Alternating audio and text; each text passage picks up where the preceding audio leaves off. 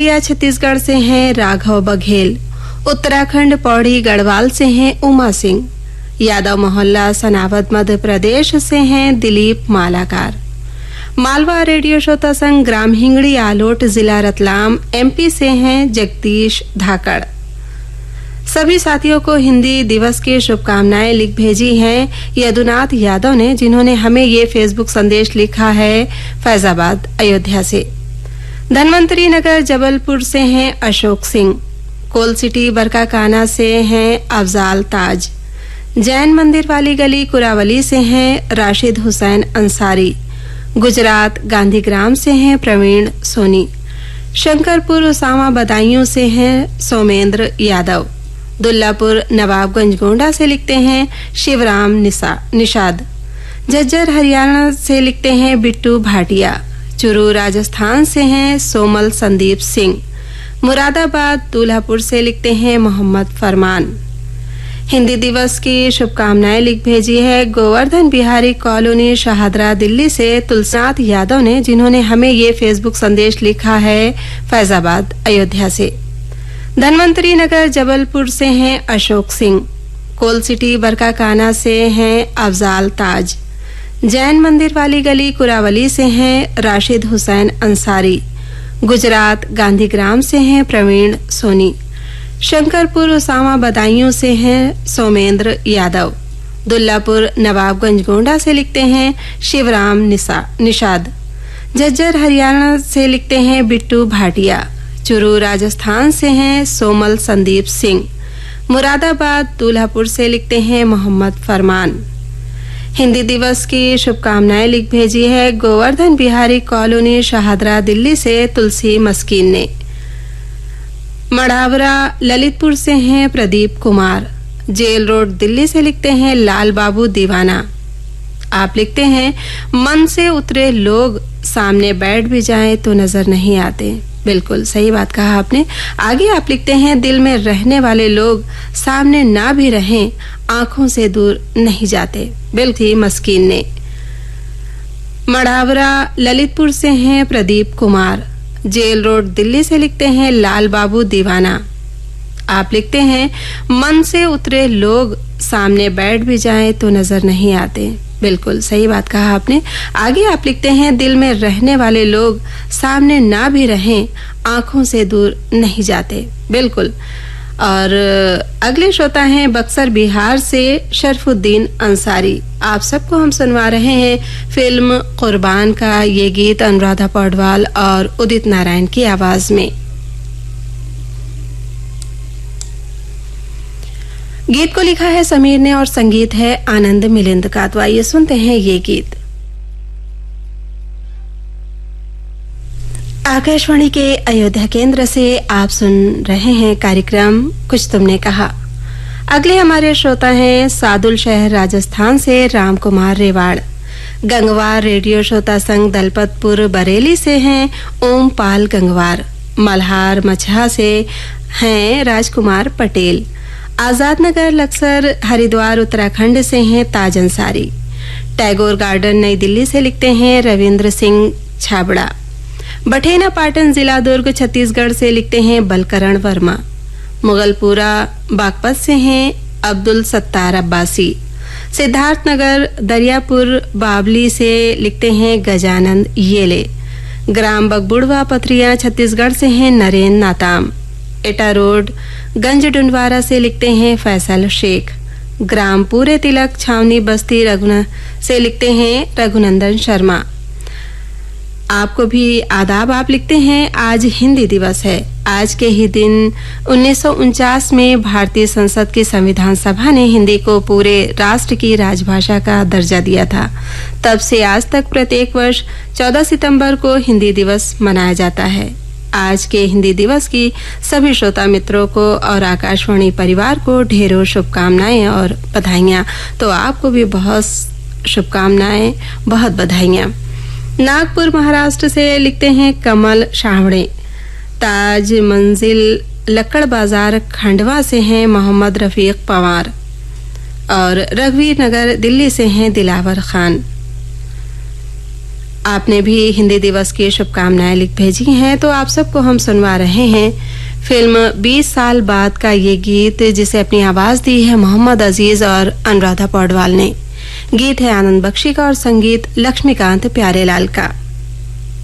आकाशवाणी के अयोध्या केंद्र से आप सुन रहे हैं फेसबुक पर आधारित हमारा कार्यक्रम कुछ तुमने कहा, जिसमें हम शामिल करते हैं आपके कमेंट्स को और आपके पसंद के गीत हम सुनवाते हैं। ये पूरे आधे घंटे का सफर होता है, जिसे आप हर रोज सुनते हैं दिन में 1:30 से। तो अब शामिल करते हैं हमारे अगले श्रोताओं को। गांव बांडीवाला से हैं ओम बगड़िया। मजनू का टीला से लिखते हैं हमारे श्रोता कमल बालूजा। बटिंडा रोड मंडी डबवाली से हैं राजेंद्र नारंग। गोविंदपुरा सीकर राजस्थान से लिखते हैं दातार सिंह। श्री गंगानगर राजस्थान से हैं सर्वजीत कौर जोसन।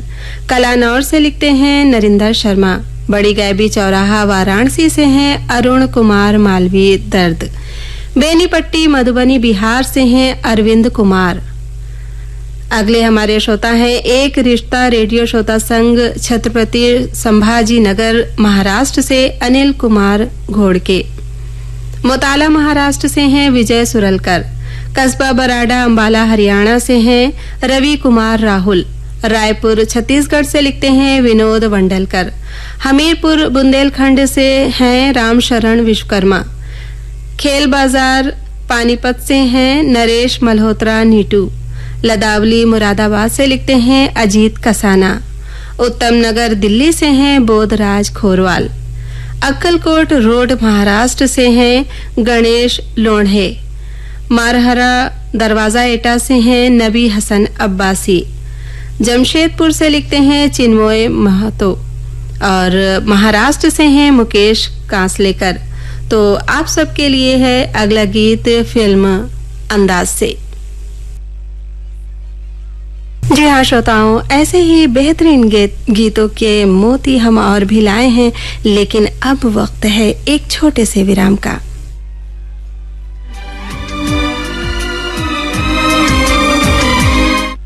एक जमाने से कहानी है सुना रही आकाशवाणी, फिर आया एंटरटेनमेंट का रेवोल्यूशन, जब कोने कोने पहुंचा दूरदर्शन। कहानी नहीं बदली, स्टाइल गया है बदल। जो कहानियां हम सुनते आए देखते आए, अब वही वैसी ही कहानी सुनाएगा digital. Download waves OTT app now and watch for free. छोटा से अनार, बड़ा से आयरन। मतलब चाची, हर सोमवार को हमारे विद्यालय में आयरन की गोली खिलाई जाती है, यानी अनीमिया से छुटकारा। सेहतमंद भविष्य हमारा। बच्चों को एक जमाने से कहानी है सुना रही आकाशवाणी, फिर आया एंटरटेनमेंट का रेवोल्यूशन, जब कोने कोने पहुंचा दूरदर्शन।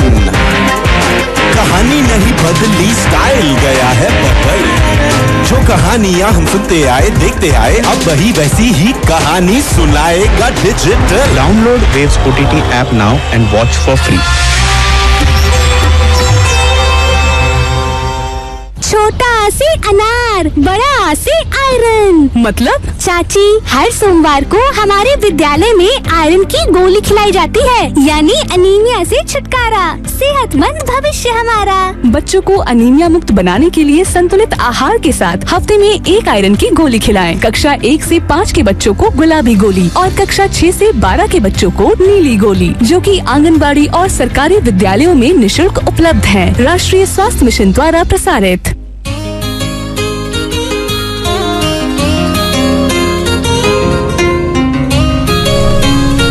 अनीमिया मुक्त बनाने के लिए संतुलित आहार के साथ हफ्ते में 1 आयरन की गोली खिलाएं। कक्षा 1 से 5 के बच्चों को गुलाबी गोली और कक्षा 6 से 12 के बच्चों को नीली गोली, जो कि आंगनबाड़ी और सरकारी विद्यालयों में निशुल्क उपलब्ध है। राष्ट्रीय स्वास्थ्य मिशन द्वारा प्रसारित।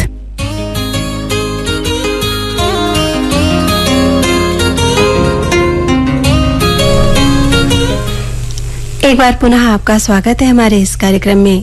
जिसका नाम है कुछ तुमने कहा।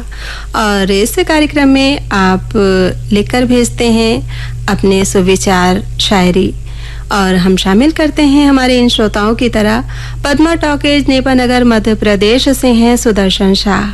दयानंद भवानी पेठ, सोलापुर, महाराष्ट्र से लिखते हैं विष्णु मस्कीन। आपके विचार कुछ इस तरह से हैं कि हिंदी हमारी मातृभाषा ही नहीं बल्कि हमारी पहचान है। बिल्कुल, यही वो धागा है जो देश की विविधता को एक सूत्र में पिरोता है। बहुत अच्छी बात आपने लिखी है।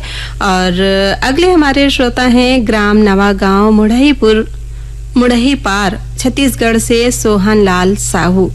धनौरी तेलीवाला उत्तराखंड से हैं निसार सलमानी। जसपुर उत्तराखंड से हैं रियासत हुसैन सिद्दीकी। नरगोड़ा छत्तीसगढ़ से हैं महाराज कीर्तन गोस्वामी। आप लिखते हैं माई रेडियो माई लाइफ।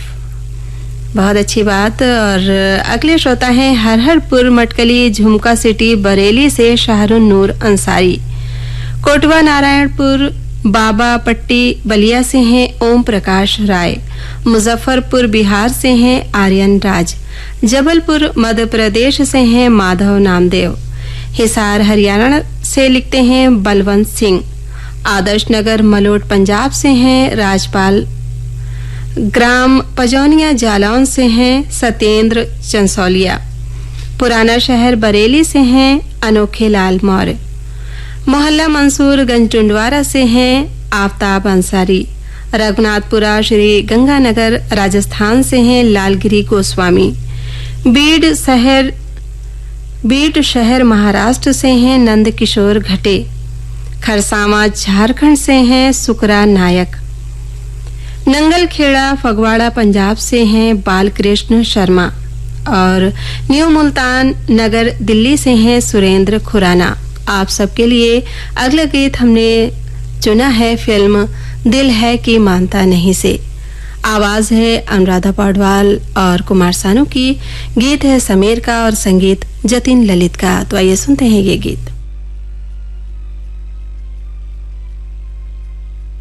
और अब शामिल करते हैं अगले श्रोताओं को। ये हैं पद्मा टॉकीज, नेपानगर, मध्य प्रदेश से हैं सुदर्शन शाह। दयानंद भवानी पेठ, सोलापुर, महाराष्ट्र से लिखते हैं विष्णु मस्कीन। आपके विचार कुछ इस तरह से हैं।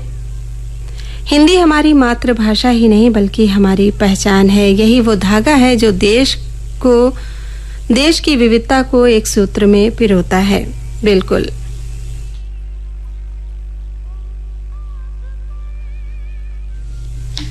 गोल्डन रेडियो श्रोता संघ मऊनात भंजन से हैं राजेश कुमार वर्मा। सिंधोली मीरगंज बरेली से लिखते हैं जिशान वारसी। फारबिसगंज बिहार से हैं प्रकाश कुमार पप्पू। अलगी डांड कोरबा छत्तीसगढ़ से हैं जोहित यादव। पुराना तालाब डुमराव से हैं वलीउल्लाह अंसारी। आप लिखते हैं दोस्ती का रिश्ता विश्वास पर टिका होता है। ये एक ऐसा रिश्ता होता है जो दिल के बहुत करीब होता है। नफरत की इसमें जगह ही नहीं। जो नफरत करता है वो दोस्त कहाँ होता है। बिल्कुल, बहुत अच्छी बात आपने लिखी है। और अगले श्रोता हैं गंज टुंडवारा से मोहम्मद कलीम अंसारी। पाकुड़ राजस्थान से हैं उत्तम भगत। दादा बाबू गिरिडीह झारखंड से हैं मोहम्मद यासीन अंजान। सागर मध्य प्रदेश से हैं लाडला जी चौबे। गांव जलालपुरा सहारनपुर से लिखते हैं श्रवण कुमार प्रजापति। बागपत से हैं संजय ढिंगिया। कस्बा सेंथल बरेली से हैं फरियाद हुसैन अंसारी। रामपुर रोड हल्द्वानी उत्तराखंड से हैं गंगा सिंह रावत। ऊपरकोट मोहल्ला चौखुंटी बुलंदशहर से लिखते हैं मोहम्मद सईद अब्बासी। और दुर्गा कॉलोनी हासी से हैं राजू मिगलानी। तो आप सबको हम सुनवा रहे हैं फिल्म हिम्मत वाला का ये गीत, जिसे आवाज दी है अमित कुमार और श्रेया घोषाल ने।